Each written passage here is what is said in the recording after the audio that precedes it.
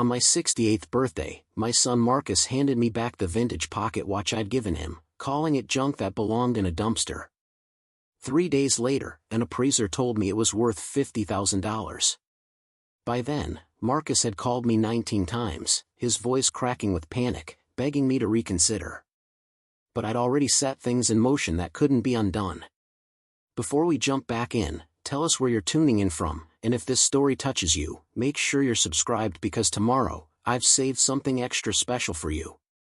The rain tapped against the windows of my craftsman house in Portland's Hawthorne district, each drop a gentle percussion that usually brought me comfort. Today, it only amplified the silence. I sat in my workshop, surrounded by the tools of my trade, delicate screwdrivers and loupes scattered across the worn wooden bench where I'd spent 40 years repairing timepieces. The smell of metal polish and old wood filled the air, familiar as my own breathing. On the bench sat a small gift box, wrapped simply in brown paper and twine, containing something I'd kept hidden for decades. My birthday had arrived with little fanfare, which suited me fine. At 68, I'd learned that celebrations often disappointed more than they delighted. Still, when Marcus called that morning saying he'd stop by, something in my chest had lifted. My son. My only child since Margaret passed 11 years ago. We'd grown distant over the years, our conversations reduced to brief phone calls about his real estate deals or his wife Vanessa's latest remodeling project for their West Hills mansion. But he was coming today, and I'd prepared something meaningful. I'd pulled the pocket watch from my safe 3 days earlier, holding it under my workbench lamp. The case was tarnished, the gold plating worn to brass in spots, the crystal face clouded with age. To an untrained eye, it looked like something you'd find at a garage sale for $5. But I knew better. This was a 1923 Patek Philippe, one of only 75 ever made, given to my grandfather by a railroad magnate he'd saved from a train accident. It had passed to my father, then to me, carried through 3 generations of Bennett men who understood that true value often wore humble clothes. I'd planned to give it to Marcus on his 30th birthday, but he'd been too busy closing a deal in Seattle to visit. Then his 35th came and went with a hurried dinner where he'd spent more time on his phone than talking to me. Now, on my own birthday, I decided it was time. Let him have it now, while I could see his face, while I could tell him the stories attached to it. The doorbell rang at precisely 2 in the afternoon. Marcus believed in punctuality when it suited his schedule. I opened the door to find him standing under an oversized umbrella, his cashmere coat spotless despite the rain. Vanessa stood beside him, her designer handbag probably worth more than my monthly pension. Her smile was practiced, the kind you'd give a stranger at a networking event. "Happy birthday, Dad," Marcus said, stepping inside without wiping his shoes. Vanessa followed, her heels clicking on my hardwood floors as she glanced around my home with barely concealed judgment. I caught her gaze lingering on my threadbare couch, the faded curtains Margaret had sewn 20 years ago, the stack of library books on the coffee table. "Thanks for coming," I said, gesturing toward the kitchen. "I made coffee." "Actually, we can't stay long," Marcus said, checking his watch. A Rolex, I noticed. Probably $15,000 on his wrist. "We've got a showing at 4 in Lake Oswego. Big commission on the line." Something in my stomach tightened, but I pushed it down. "Of course." "Well, come sit for a minute at least." We settled at my small dining table, the one Margaret and I had bought at a thrift store when we first married. Marcus accepted coffee but didn't drink it. Vanessa declined altogether, too busy scrolling through her phone. The rain intensified outside, drumming harder now, urgent. "I have something for you," I said, sliding the brown-wrapped box across the table toward Marcus. "Your great-grandfather carried this. Then your grandfather. Then me. I want you to have it now." Marcus picked up the box, weighing it in his hand with a puzzled expression. He tore the paper without care, letting it fall to the table, and opened the lid. For a moment, he just stared. Then he lifted the pocket watch by its tarnished chain, holding it away from his body as if it might contaminate his expensive suit. "What is this?" he asked, his tone flat. "It's a pocket watch," I said, my voice steady though my hands had begun to tremble. From 1923.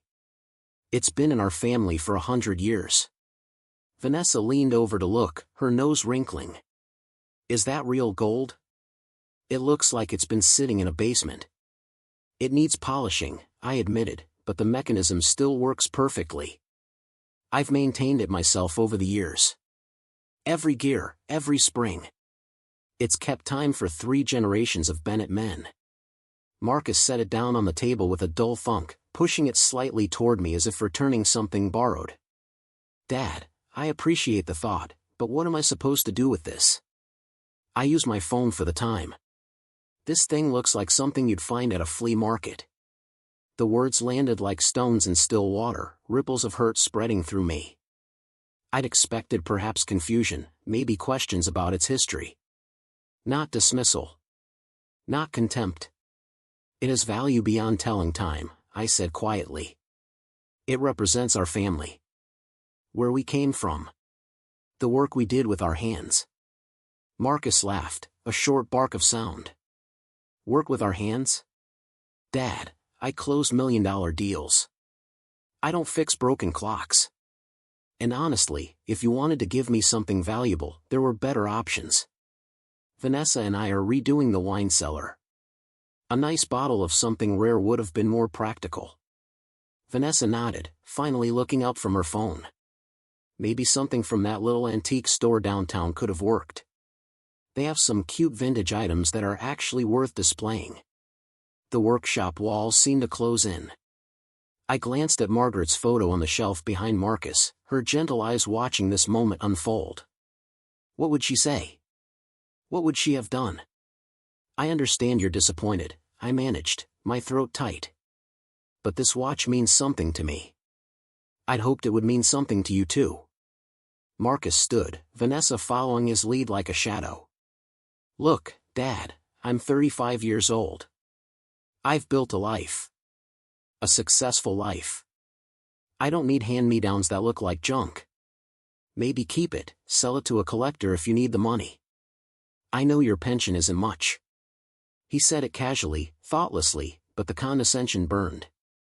As if my years of skilled work, of raising him alone after Margaret died, of sacrificing vacations and new cars and restaurant meals so he could have college without debt, as if all of that amounted to failure because I didn't live in a mansion. We really do need to go, Vanessa said, already moving toward the door. Traffic will be terrible. Marcus patted my shoulder, a gesture so perfunctory it felt like an insult. Thanks for the coffee, Dad. We'll catch up soon. Maybe next month. They were gone before I could respond, the door closing behind them with a soft click that somehow sounded like a gavel. I sat alone at the table, the pocket watch lying where Marcus had abandoned it, and listened to the rain. The house felt emptier than before they'd arrived, which seemed impossible. I picked up the watch, its weight familiar in my palm. The tarnish didn't diminish its beauty to me.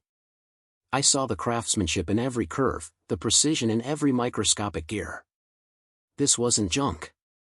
This was art. This was history. This was love passed down through generations of men who understood that worth couldn't be measured by shine alone. My hands shook as I returned the watch to its box. Something inside me had shifted, some long-dormant instinct waking. I'd spent years accommodating Marcus, making excuses for his distance, his arrogance, his complete dismissal of the values I'd tried to teach him. I'd told myself he was busy, that success changed people, that he still loved me underneath it all. But as I sat there, staring at the brown wrapping paper torn carelessly across my table, I wondered if I'd been lying to myself. And more importantly, I wondered what I was going to do about it. The rain continued its steady rhythm, but inside my chest, something else had begun. A different kind of storm, quieter but far more dangerous, building strength with each passing second. The morning after my birthday arrived gray and cold, fog rolling in from the Willamette River and settling over Portland like a blanket. I'd barely slept, lying awake replaying Marcus's words. Junk. Flea market. Hand-me-downs. Each phrase cut deeper in the darkness of night than it had in the moment. Preparing and narrating this story took us a lot of time, so if you are enjoying it, subscribe to our channel, it means a lot to us. Now back to the story. I rose early, my bones aching more than usual, and made my way to the workshop. The pocket watch sat where I'd left it, still in its box on my workbench. I lifted it carefully, running my thumb over the tarnished case. In the morning light filtering through the workshop window, I could see the faint engraving on the back that Marcus hadn't bothered to notice. To James Bennett, for valor above self, 1923. My grandfather's name. His story. All of it invisible to my son. I'd spent 40 years as a watchmaker, learning the trade from my father who'd learned it from his. We'd repaired everything from drugstore timepieces to museum-quality antiques. I knew value when I held it, could feel quality in the weight of a mechanism, the smoothness of its gears. This watch was extraordinary, even in its neglected state. But I needed confirmation, needed to know with certainty what Marcus had thrown away. I opened my desk drawer and pulled out a business card I'd kept for years. Rita Morales, estate appraiser and antiques expert. We'd worked together a decade ago when a client needed authentication for an insurance claim. She had an eye for rare items and a reputation for brutal honesty. If anyone could tell me what this watch was truly worth, it was Rita.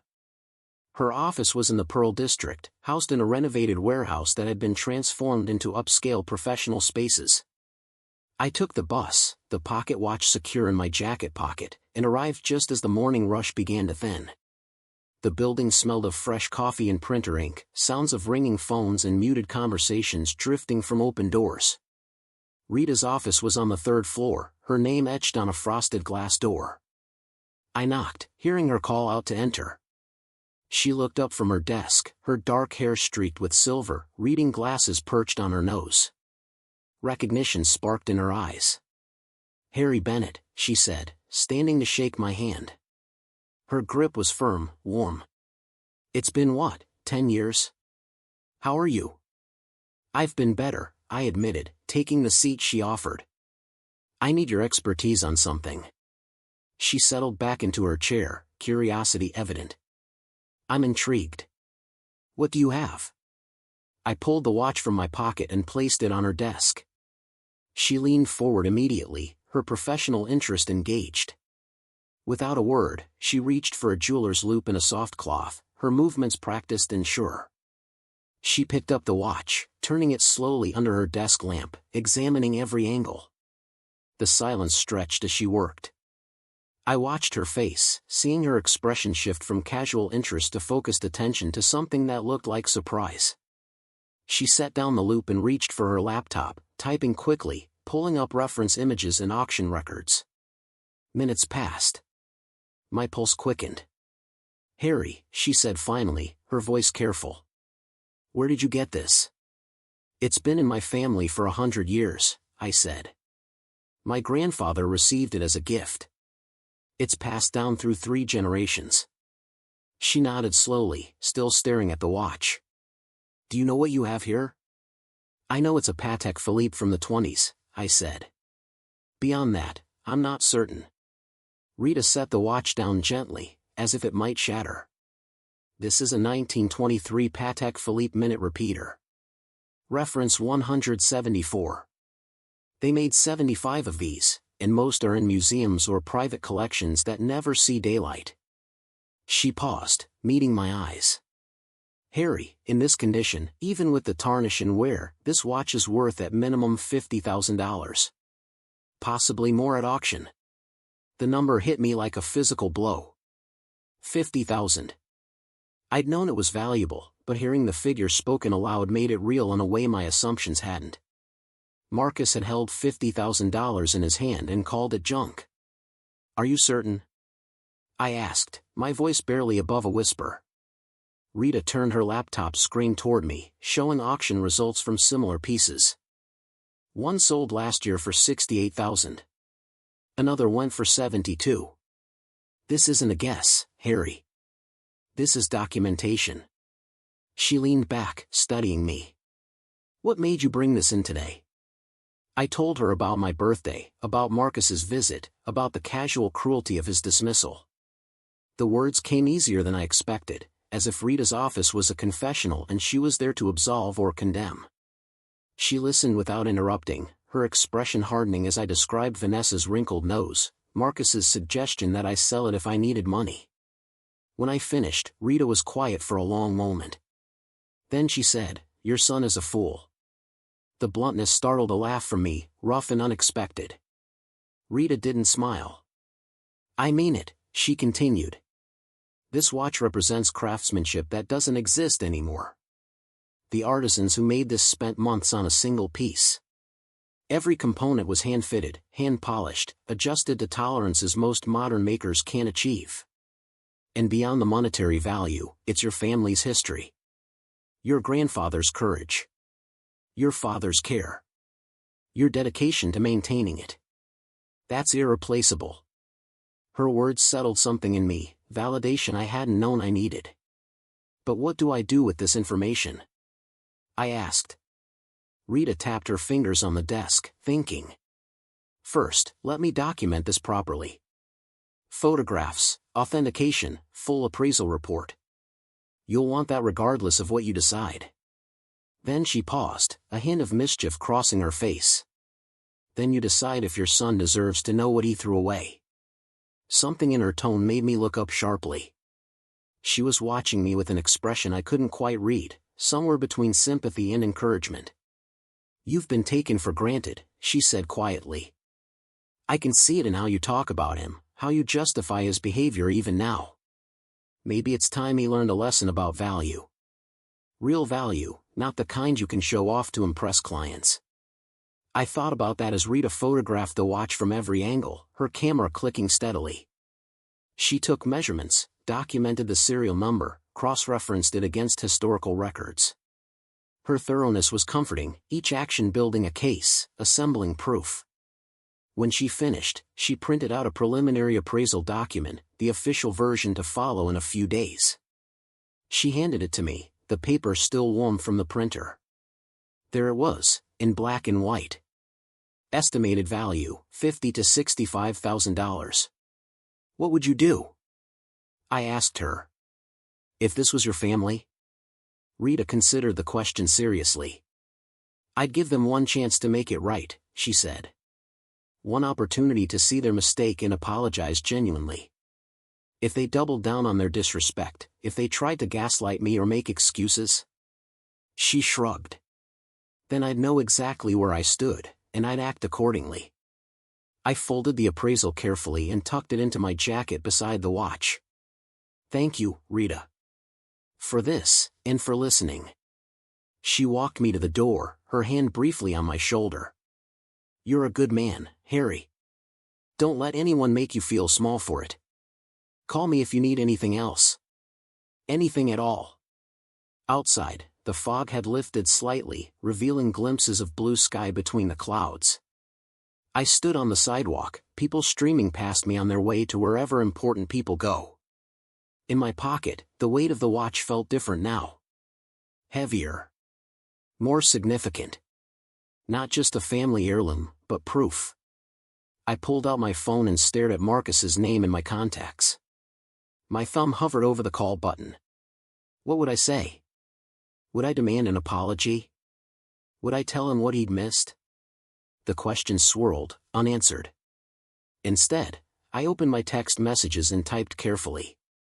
"Marcus, I had the pocket watch appraised today. We should talk." I hit send before I could reconsider. The response came faster than I expected. 3 bouncing dots, then his message appeared. "Dad, I'm in meetings all day. Can this wait? It's just an old watch. Just an old watch." Even now, even after I'd explicitly told him I had it appraised, he dismissed it. The anger that had been simmering since yesterday began to boil. I typed back, "No, it can't wait. Tomorrow, my house, 10 in the morning. Be there." This time, the dots took longer. "Fine. But I can only spare 30 minutes. I pocketed my phone and began walking toward the bus stop.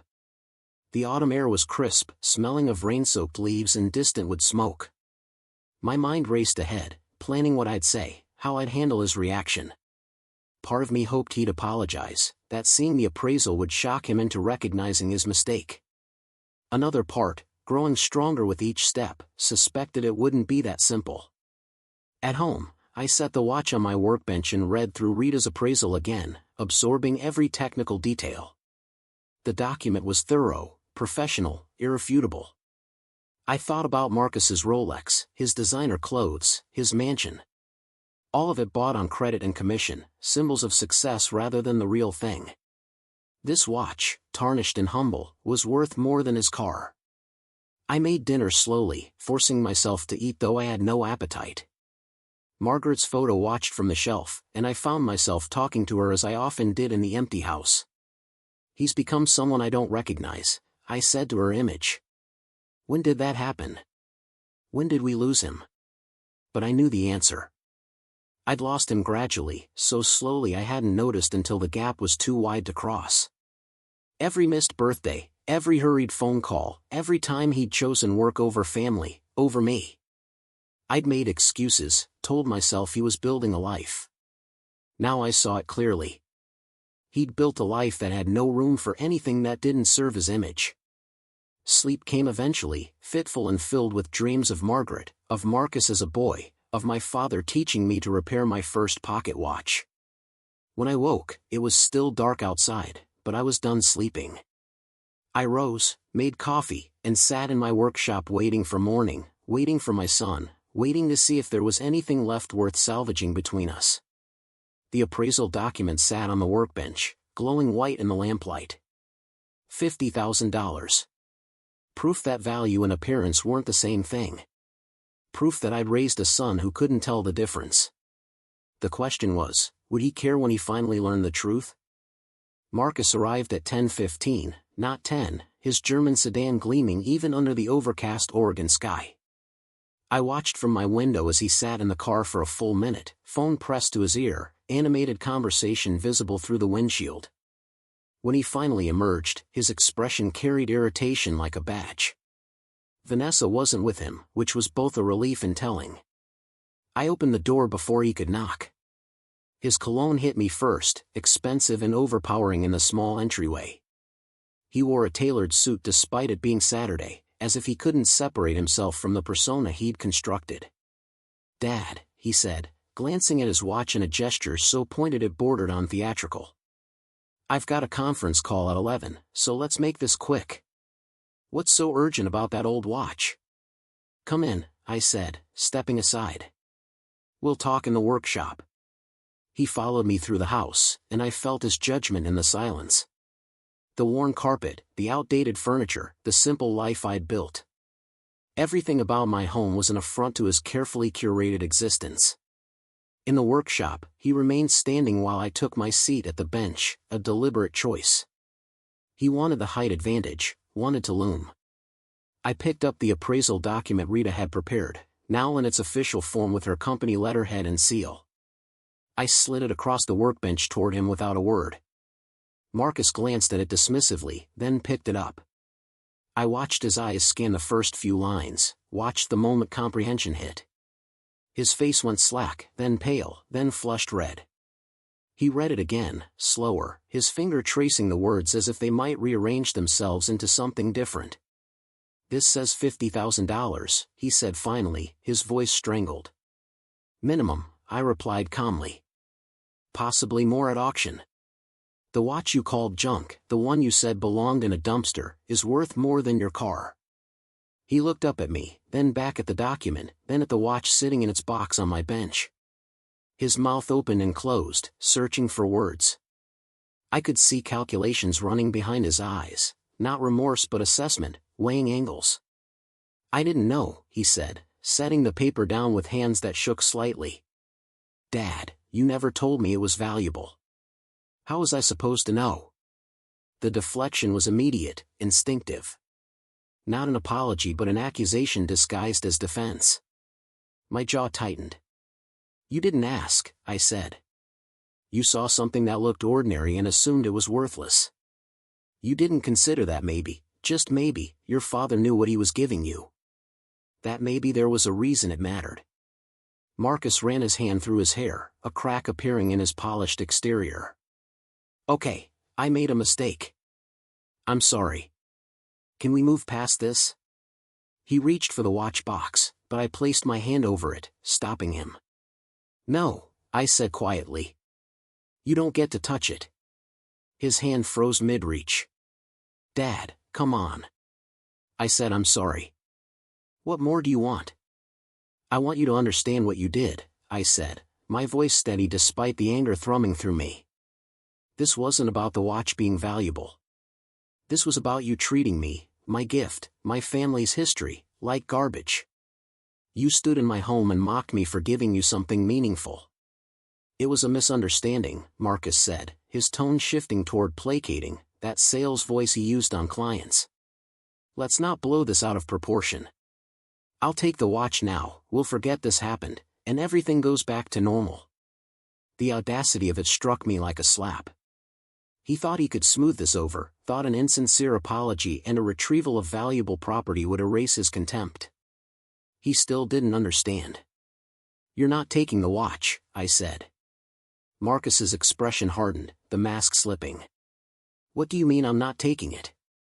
You gave it to me. It's mine. You rejected it, I said. You called it junk and left it on my table. You gave it back through your actions, your words. So no, it's not yours anymore. He stepped closer, his voice rising. That's not how this works, Dad. You can't just take back a gift because I didn't react the way you wanted. That's childish. Childish, I repeated, the word bitter on my tongue. You insult me in my own home, dismiss a century of family history, and I'm the one being childish? You're being manipulative, Marcus snapped. This whole thing is manipulative. You knew it was valuable and you didn't tell me, and now you're punishing me for not knowing. That's on you, not me. The blame shifting was masterful, I had to admit. Years of closing deals had taught him how to redirect, how to make the other party doubt themselves. But I'd spent too many sleepless hours thinking about this moment to be swayed. Get out, I said quietly. Marcus blinked, thrown by the sudden shift. What? Get out of my house, I repeated, standing now, meeting his eyes. You come here, late, impatient, still convinced you're the victim. You haven't apologized, not really. You haven't acknowledged what you did wrong. You just want the watch now that you know it's worth something. Dad, you're being ridiculous, Marcus said, but uncertainty flickered across his face. He wasn't used to me standing firm, wasn't prepared for resistance. The watch is mine, I said. The house is mine. And my time is mine. I'm not giving you any of those things anymore. He stood there, disbelief warring with anger on his face. Fine, he said finally, his voice cold. Keep the watch. But don't expect me to come running back when you change your mind. I won't change my mind, I said. Marcus grabbed the appraisal document from the bench, folding it roughly and shoving it in his pocket. We'll see about that, he said, and strode out of the workshop. I heard the front door slam moments later, heard his car engine roar to life, tires squealing slightly as he pulled away too fast. The silence that followed was profound. I sat back down at my bench, my hands trembling now that the confrontation was over. The watch sat in its box, unchanged, unmoved by the drama surrounding it. I picked it up, felt its familiar weight, and something in me settled. My phone rang an hour later. Marcus's name flashed on the screen. I let it go to voicemail. Then another call. And another. By evening, he'd called 7 times, each voicemail progressively more agitated. I listened to them once, heard the evolution from anger to bargaining to threats. You can't do this, one message said. That watch is family property. I'll get a lawyer if I have to. Another was Vanessa's voice, sweet and cajoling. Harry, this is silly. Marcus is sorry, truly. Let's all have dinner and work this out like adults. I deleted them all and called Rita. How did it go? She asked without preamble. About as expected, I said, and told her about the confrontation, about Marcus's reaction, about the threats of lawyers. Rita was quiet for a moment. "Harry, I need to ask you something. What do you want to happen here? Are you punishing him, or are you protecting yourself?" The question made me pause. "Both," I admitted. "Maybe neither. I just want him to see me. Really see me, not as a source of money or favors or inheritance. As his father." "That might not be possible," Rita said gently. "Some people are too wrapped up in themselves to see anyone else clearly. You need to decide if you're willing to accept that." "I don't know if I am," I said. "Then figure it out," she advised. "Because this is going to get worse before it gets better. If Marcus is threatening lawyers, he's not backing down. You need to be ready." After we hung up, I sat in my workshop as evening shadows lengthened across the bench. The tools I'd used for 40 years surrounded me, each one telling its own story of repairs made, time measured, care given. This space had been my sanctuary, my purpose. But it had also been lonely. I thought about Margaret, about how she'd handled Marcus's teenage rebellions with a firm hand and a soft heart. She'd never let him manipulate her, never compromised her values for his approval. I'd been softer after she died, trying to be both parents, trying to make up for her absence. Maybe that had been my mistake. My phone buzzed again. This time it was a text from a number I didn't recognize. "Mr. Bennett, this is Derek Stone from Stone & Associates Legal. Your son Marcus has retained our services regarding a family dispute. Please contact our office at your earliest convenience to discuss resolution." There it was. Marcus had followed through on his threat. The fight was escalating, moving from family drama to legal territory. I stared at the message, feeling something harden in my chest. If he wanted to make this a war, I'd give him one. I called Rita back. "I need a recommendation," I said. "A good attorney. Someone who handles estate disputes." She gave me a name without hesitation, as if she'd been expecting this call. Then she said, "Harry, one more thing. Document everything.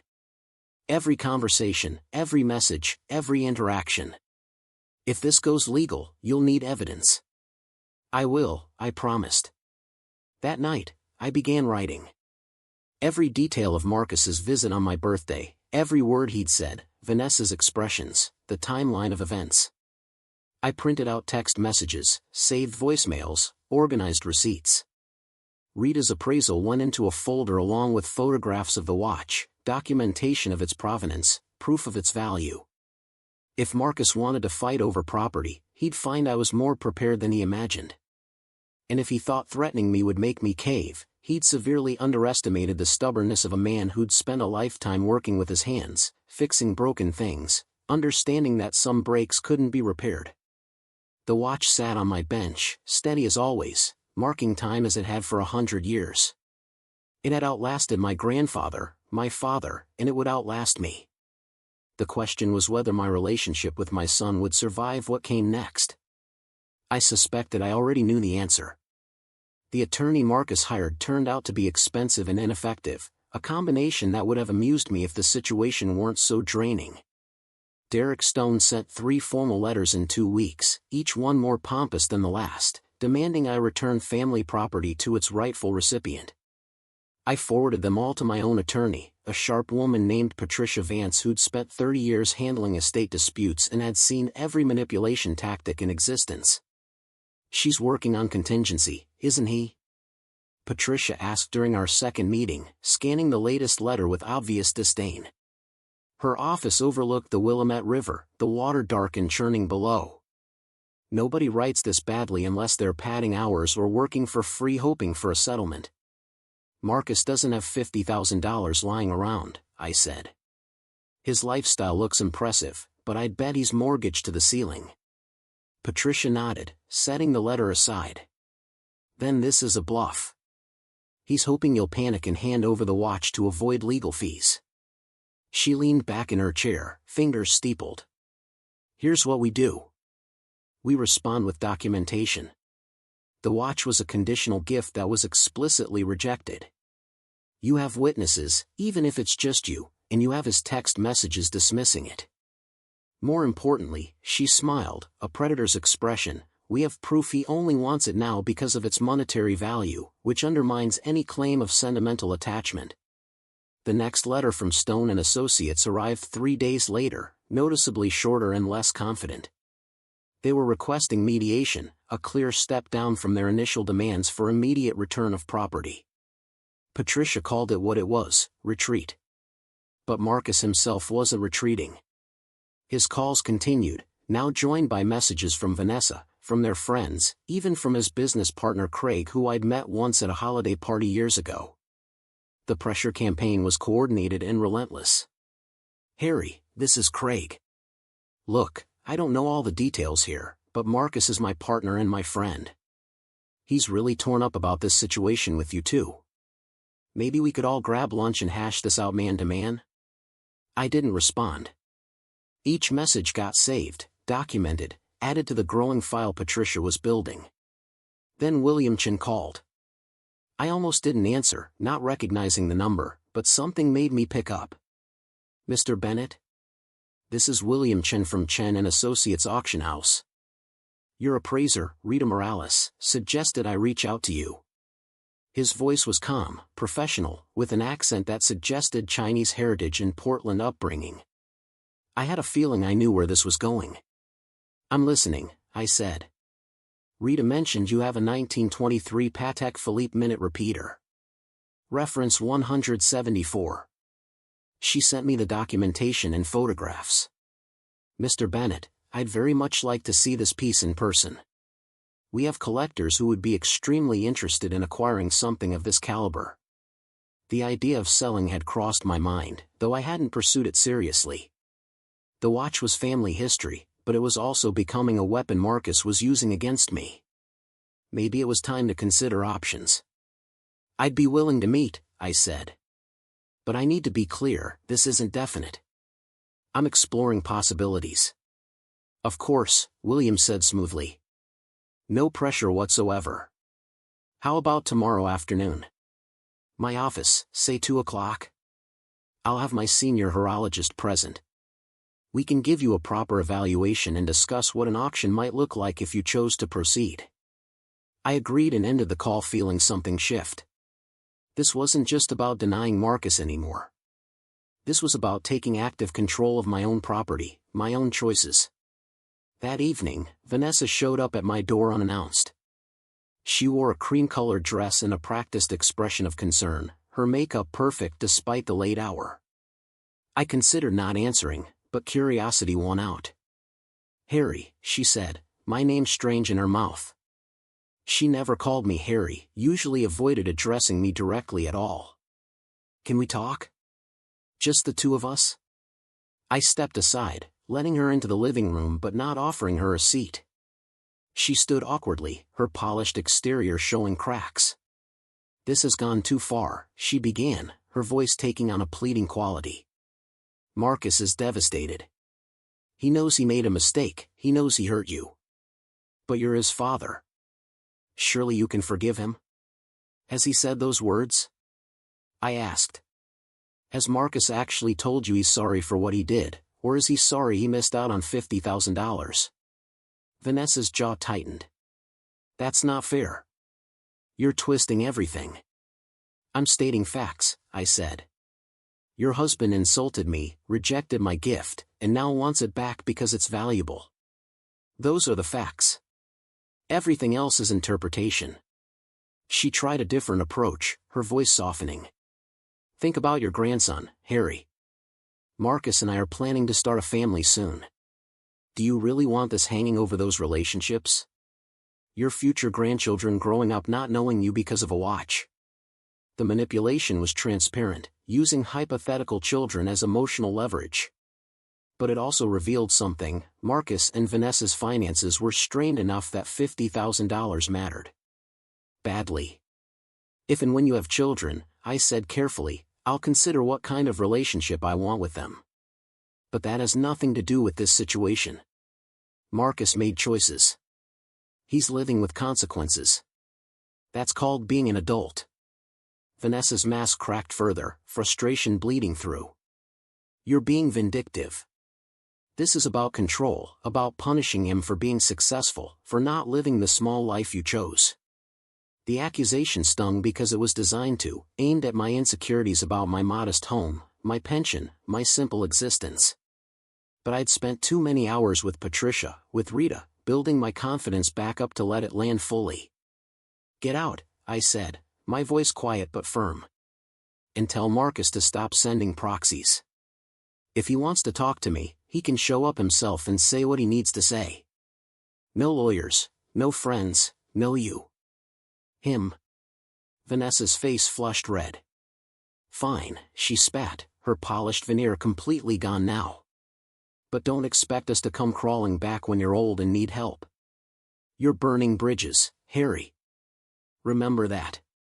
She left in a cloud of expensive perfume and suppressed rage. I locked the door behind her and felt oddly calm. The threats were empty, the manipulation obvious. I was seeing clearly for the first time in years. The next afternoon, William Chen's auction house was everything I expected. Elegant, discreet, smelling of old wood and older money. William himself was younger than his voice suggested, maybe 45, with careful hands and an expert's eye. His senior horologist was a wizened man named Thomas who examined the watch with the reverence it deserved. Extraordinary, Thomas murmured, his loupe pressed to his eye. The mechanism is pristine. You've maintained this beautifully, Mr. Bennett. It was my life's work, I said simply. William and Thomas conferred quietly while I sat in a leather chair that probably cost more than my couch. When they turned back to me, William's expression was serious. Mr. Bennett, if you consign this to auction, I'm confident we can achieve between $65,000 and $80,000. Possibly more if the right collectors are present. We have clients who've been waiting years for a piece like this to come available. The number was staggering. More than a year of my pension. Enough to change things, or at least to prove a point. What's your commission? I asked. 15%, William said. Standard for pieces of this value. We'd handle all marketing, authentication, insurance during the auction period. You'd retain ownership until the gavel falls. I need time to think, I said, though part of me already knew what I'd do. Of course, William said, handing me his card. But Mr. Bennett, one thing you should know. Rita mentioned your son is contesting ownership. If this goes to auction, we'll need absolute clarity on title. Any legal disputes would need to be resolved first. There are no disputes, I said firmly. The watch is mine. My son rejected it as a gift. I have documentation. William nodded slowly. Then you should know, Rita also mentioned he's been calling auction houses. Mine isn't the only one he's contacted. He's trying to prevent you from selling. The information landed like a stone. Marcus wasn't just fighting to get the watch. He was actively working to sabotage any attempt I made to liquidate it. The control he wanted was absolute. How many houses has he contacted? I asked. William hesitated, then said, most of the major ones in the Pacific Northwest. He's claiming the watch is stolen family property. Most houses won't touch it until the situation is resolved. Rage flared hot and immediate. Marcus was trying to trap me, to make the watch worthless to me even if he couldn't have it himself. The pettiness of it, the vindictiveness, revealed someone I barely recognized. Can you still auction it? I asked William. We can, he said carefully. But I'd recommend resolving the legal situation first. Otherwise you're looking at a much smaller pool of potential buyers, which drives down the price. I left the auction house with my mind churning. Marcus had escalated again, spreading lies to protect his interests. The dutiful son act had given way to something uglier, more desperate. Patricia listened to my report with a grim expression. He's trying to force your hand, she said. Make the watch more trouble than it's worth so you'll just give it to him to end the headache. What do we do? I asked. We go nuclear, she said simply. We file a restraining order based on harassment. We send cease and desist letters to everyone he's contacted with documentation proving clear ownership. And we prepare for the possibility of a full lawsuit, which will win, but which will cost him dearly to fight. Do it, I said without hesitation. That night, I sat in my workshop with the watch in front of me. A century old, still keeping perfect time, still beautiful despite its worn exterior. My grandfather had carried it, my father had treasured it, I had maintained it. And Marcus had called it junk. The watch deserved better than to be a weapon in a family war. It deserved to be appreciated, valued, understood. Maybe that meant it needed to leave the Bennett family entirely. My phone rang. Marcus, again. This time I answered. What? I said, no greeting. Dad, his voice was strained, desperate. We need to end this. Name your price. The audacity of it, the reduction of everything to money, crystallized my decision. There is no price, Marcus, I said. Because you can't afford what this cost me. I hung up and immediately called William Chen. I want to auction the watch, I said when he answered. Do whatever legal work you need to do. I'm ready. The auction took place on a clear October evening, the kind where Portland's autumn showed its best face. Leaves blazed orange and red outside Chen and Associates, and inside, the gallery hummed with quiet anticipation. I sat in the back row wearing my best suit, the one I'd bought for Marcus's wedding, watching collectors examine the catalog. Lot 47, my grandfather's watch, displayed under glass like the treasure it had always been. Rita sat beside me, her presence grounding. Patricia had handled the legal clearing, sending documentation to every auction house Marcus had contacted, threatening lawsuits against anyone who repeated his false claims. The cease and desist letters had worked. Marcus's lawyer had gone silent 2 weeks ago, probably realizing his client had no legal ground to stand on. William Chen stood at the podium, his voice carrying through the gallery with practiced ease. He'd spent 20 minutes building anticipation, explaining the watch's provenance, its rarity, its condition. Now came the moment that would determine everything. We'll open bidding at $40,000, William said. A paddle rose immediately. Then another. The numbers climbed steadily, 50,000, 55, 60. I watched, detached, as strangers competed for something that had been part of my family for a century. Each bid was validation, proof that value existed beyond surface appearances. 70,000, William called. Do I hear 75? A phone bidder entered the fray, someone calling in from overseas. The pace quickened. 75, 80, 85. Rita squeezed my hand, her excitement palpable. The room felt electric, charged with the kind of energy that only comes when rare things find their moment. $90,000, William said, his voice rising slightly. Going once. The gallery held its breath. Going twice. A paddle lifted in the front row, an elderly gentleman I hadn't noticed before. 95,000, William acknowledged. Silence stretched. The phone bidder had dropped out. No other paddles rose. William scanned the room with expert timing, letting the tension build. Sold, he declared, the gavel falling with finality, for $95,000 to bidder 212. Applause rippled through the gallery. Rita hugged me, laughing with delight. I sat stunned, the number echoing in my mind. After commission, I'd walk away with just over $80,000. More money than I'd seen at once in my entire life. After the auction, William introduced me to the buyer, a retired aerospace engineer named Donald Fitzgerald who collected rare timepieces. His handshake was firm, his eyes kind. Your grandfather had excellent taste, he said. This will be the centerpiece of my collection. I'll care for it the way it deserves. That means more than you know, I told him honestly. Walking out of the auction house, Rita linked her arm through mine. So, what are you going to do with all that money? I'd been thinking about that question for weeks. The practical answer was invest most of it, secure my retirement, maybe finally take that trip to Italy Margaret and I had always planned. But there was something else I wanted to do first, something that felt right. There's a youth program downtown, I said. Teaches at-risk kids trades.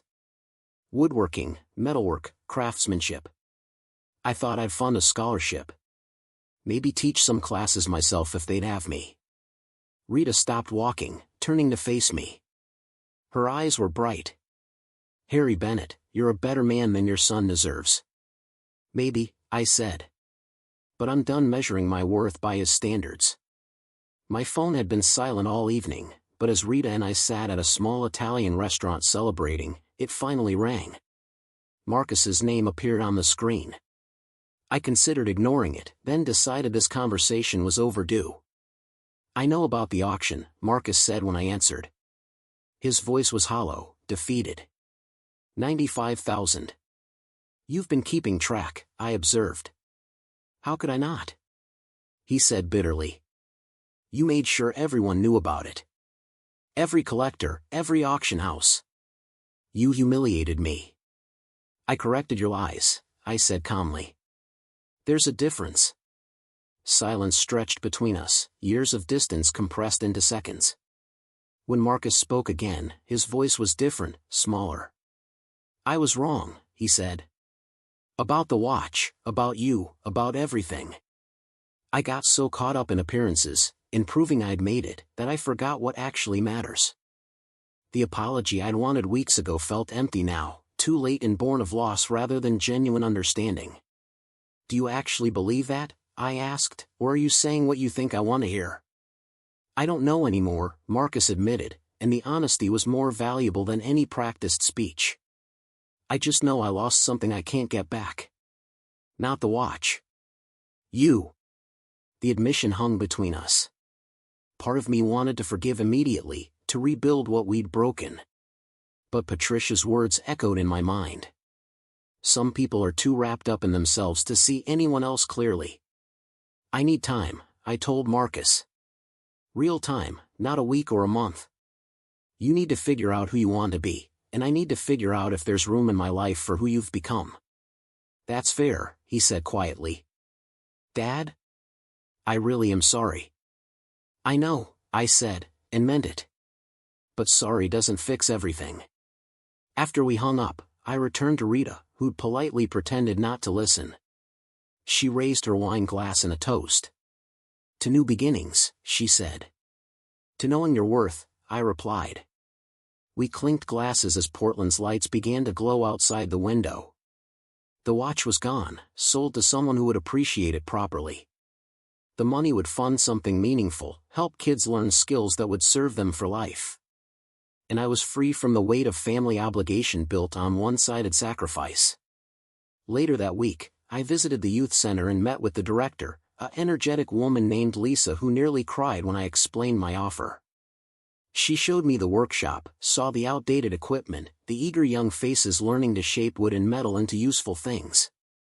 This is where I belonged, I realized. Not fighting with my son over trinkets, not measuring my success against his mansion and his car. Here, teaching patience and precision, showing kids that craftsmanship mattered, that work done well was its own reward. On my way home, I stopped at the cemetery where Margaret rested. The autumn evening was cool, peaceful. I sat by her headstone and told her everything, the watch, Marcus, the auction, the future I was building. I think you'd approve, I said to the granite marker. You always said I needed to stand up for myself more. The wind rustled through the trees, carrying the smell of rain and dying leaves. In my pocket, my phone buzzed with a text from Rita asking about coffee tomorrow. I smiled, feeling something like hope stirring in my chest. The Bennett family watch was gone, but I was still here. Still keeping time, still moving forward, still choosing each day what mattered and what didn't. That was the real inheritance my grandfather had left me, not gold and gears, but the knowledge that value comes from what you do, how you treat people, the legacy you build with your own hands. Marcus would figure himself out or he wouldn't. Either way, I'd be fine. Up next, you've got 2 more standout stories right on your screen. If this one hit the mark, you won't want to pass these up. Just click and check them out.